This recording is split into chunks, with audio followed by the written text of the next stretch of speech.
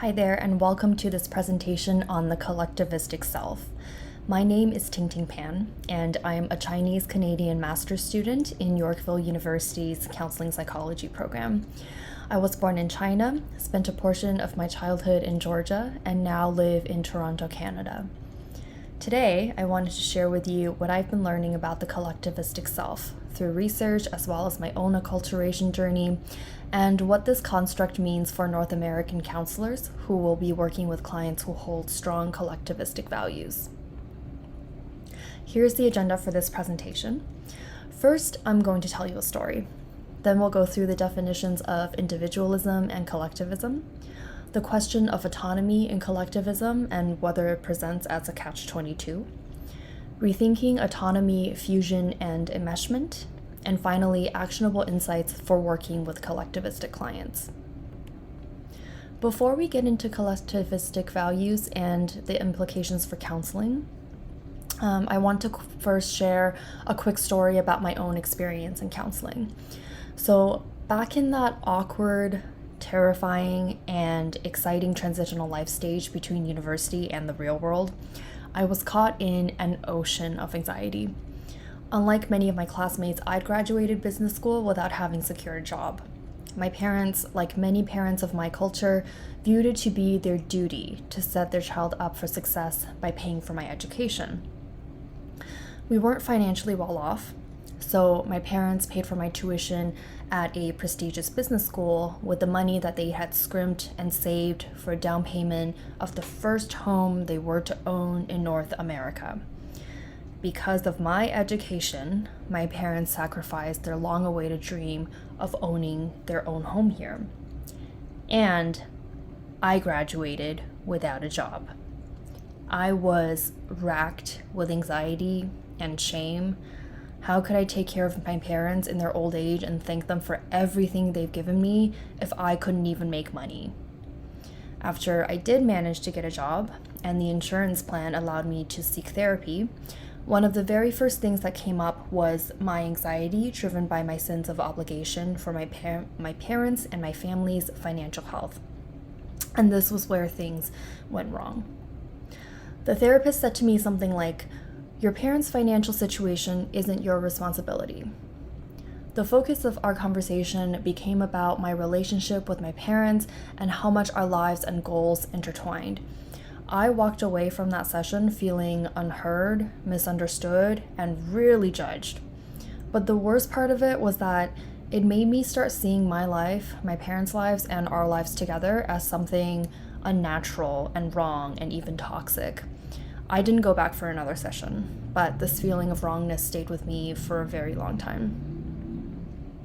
I've reflected upon this experience quite a bit over the years, and I have learned a lot from it. We all strive as counselors to not impose our own values and worldviews onto someone else.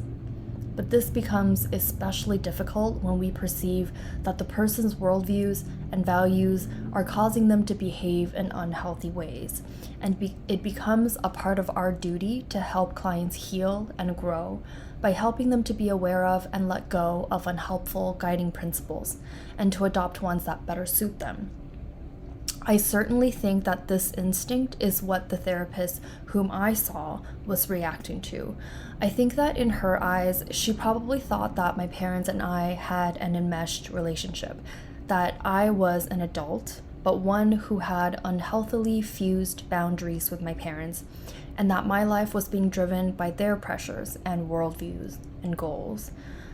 This is an understandable mistake that can happen to any counselor, and one that I think needs to be examined.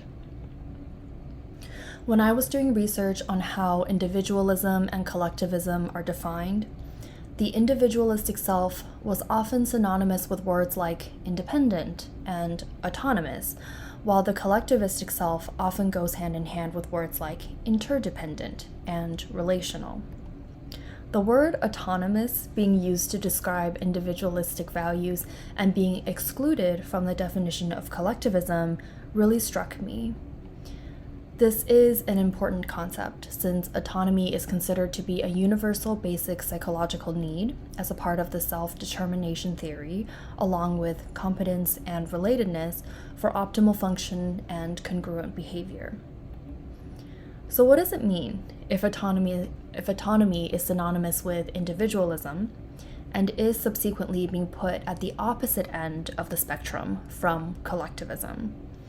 This could imply that one has to be independent and overcome the influences of the external world and others in it in order to truly be able to make decisions for oneself. It may also imply that collectivistic individuals and communities are not truly under their own control, nor are they able to make decisions for themselves. And this is an idea that has a hint of the ideas espoused with colonialism. In the context of our more individualistic society, and from the perspective of a counselor whose goal is to help clients increase self-awareness, grow, and live in congruence with themselves, a lack of autonomy is certain to set off alarms. So here we come to our important questions. Does autonomy exist in collectivism? And if so, what does autonomy look like in collectivism? Because if the answer to the first question is no, then how can we, as therapists, work with clients who hold strong collectivistic values without pushing our individualistic worldviews and values onto these clients? It would seem like a catch-22. Right? Because respecting the client's autonomy means to respect their values by not pushing our values onto them. But if autonomy is the opposite of collectivism, then by not pushing individualistic values onto those clients, we'd also be preventing them from obtaining autonomy. So how do we go about this? Well, the good news is the answer to the first question appears to be a resounding yes. Research examining the self-determination theory finds that autonomy is significantly and positively related to well-being in more collectivistic cultures such as in East Asia, the Middle East, and South America. So autonomy appears to exist in collectivistic cultures, and it appears to be as important to well-being as it is for people in individualistic cultures, but it may not be the same version of autonomy as what we typically think of. To understand autonomy in collectivism, we must first clarify our understanding of autonomy, since there are two prevailing conceptualizations of this term. One way to understand autonomy is as independence, or as one's actions not being reliant on others. Sound familiar? The other conceptualization of autonomy revolves around one's ability to act willingly and without coercion, even while remaining loyal and connected to significant others. In other words, self-endorsed functioning. If we take this second conceptualization that removes independence and non-reliance as prerequisites of autonomy, it becomes a much more universal value. If we were to think of autonomy as a driving force, the difference between the individualistic and the collectivistic approaches to autonomy is in the direction. Individualistic autonomy can be conceptualized to be aimed at individual goals, while collectivistic autonomy can be conceptualized to be aimed at shared goals. Seen from this perspective, an individual's pursuit of shared goals is not evidence of pathology, nor is it the absence of autonomy.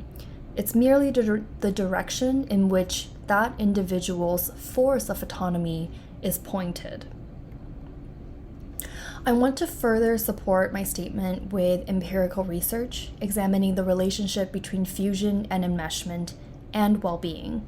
And this is because shared goals and obligations are a facet of fused or enmeshed relationships in which the boundaries between the self and others are diffused and don't allow for individual autonomy. Among individualistic communities, finding support, enmeshment being linked to negative effects, including adolescent emotional dysregulation and family dysfunction, while lower levels of fusion have been found to be associated with better mental health, well-being, and relationship satisfaction, primarily among white, middle to upper class, and highly educated participants in the US.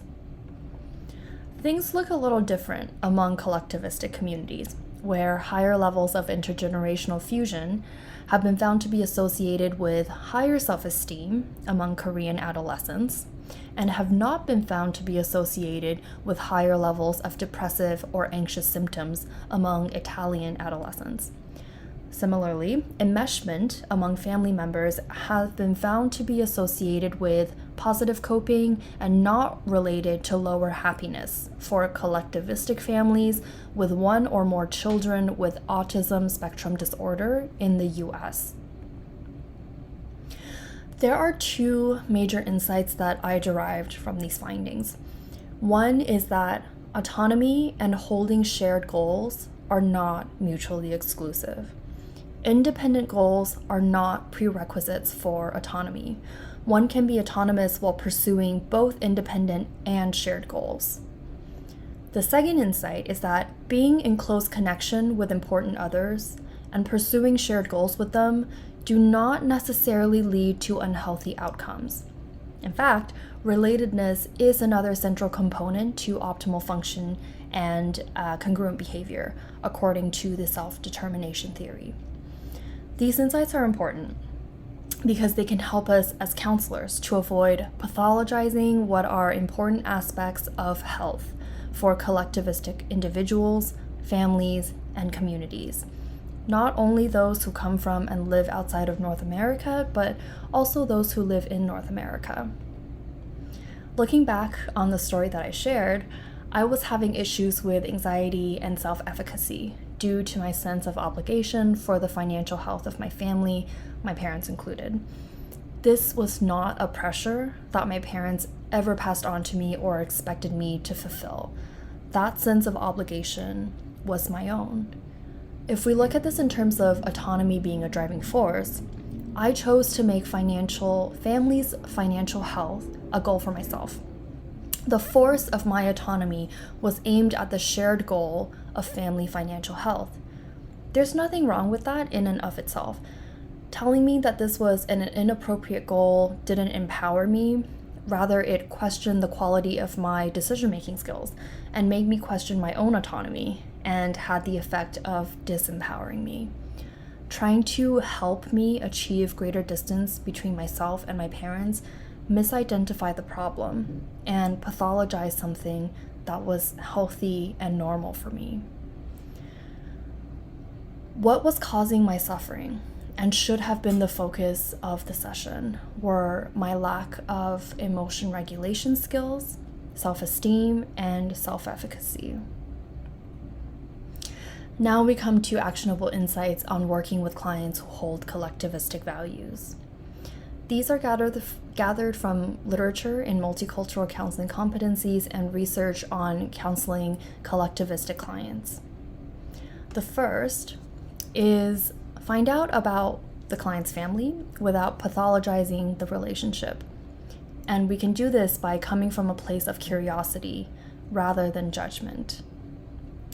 Keep the focus on skill building to help the client or clients increase their self-awareness and regulation skills in order to heal, grow, and live congruently with themselves so that they can decide for themselves whether they want to continue striving towards shared goals or to establish firmer boundaries and prioritize individual goals, or a combination of both. Consider and be open to working with the client's family or important others in the client's life.